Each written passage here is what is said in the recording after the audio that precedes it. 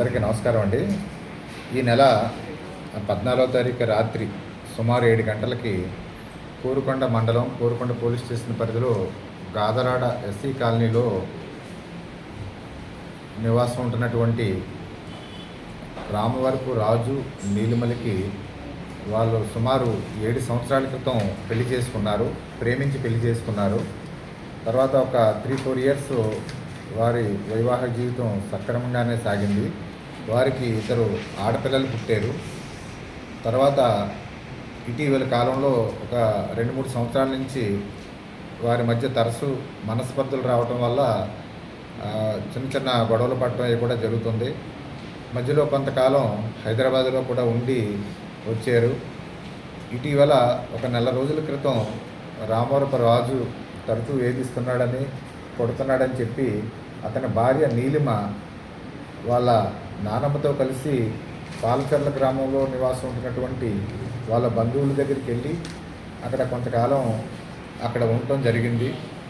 తర్వాత రాజు సుమారు ఒక 10 రోజుల క్రితం వీళ్ళ పెద్ద మనుషుల్ని బంధువుల్ని తీసుకుని వెళ్ళి అక్కడ ఉన్నటువంటి నీలిమ తరపు బంధువులతో మాట్లాడుకుని తన పిల్లల్ని భార్యని సక్రమంగా చూసుకుంటున్నానని నమ్మబలికి హామీ ఇచ్చాడు. నమ్మకం లేకపోవడంతో తన భార్య నీలిమ రాలేదు. 2 పిల్లల్ని వీళ్ళు ఒప్పించి తీసుకురావడం జరిగింది. తీసుకొచ్చిన తర్వాత రాజు తన భార్య రాలేదని అక్కసుతో కోపంతో ఈ పిల్లల్ని కొట్టడం జరుగుతుంది. అదేవిధంగా 14వ తారీఖు రాత్రి సుమారు 7 గంటలకి చిన్న కుమార్తె అయినటువంటి లహరిని కొట్టి తను భార్య రాలేదు, భార్య మీద అనుమానంతో ఆ అమ్మాయిని తీసుకుని వెళ్ళి వాళ్ళ ఇంటి సమీపంలో ఉన్నటువంటి బావిలో పాడవేయడం జరిగింది. ఆ చిన్న అమ్మాయి ఊపిరాడక ఆ నీటిలో మునిగి చనిపోయింది. ఆ కేసుని కోరుకొండ ఎస్ఐ గారు రమేష్ గారు దర్యాప్తు నమోదు చేశారు. ఆ కేసుని దర్యాప్తు పూర్తి చేసి ఆ కేసులో ముద్దాయినటువంటి రాజుని ఈ రోజున అరెస్ట్ చేయడం జరిగింది. ముఖ్యంగా తల్లిదండ్రులు వారి మధ్య ఏదైనా మనస్పర్ధలు ఉంటే పోలీస్ స్టేషన్లో కంప్లైంట్ ఇవ్వాలి. చట్ట ప్రకారం చర్యలు తీసుకోబడతాయి.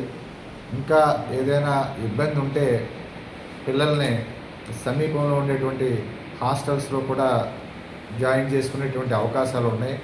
అంతే తప్ప ఇలాగ క్రూరంగానూ మానవత్వం లేకుండా అమానుషంగా ఎవరు కూడా ప్రవర్తించరాదని చెప్పి తెలియజేయడం జరుగుతుంది.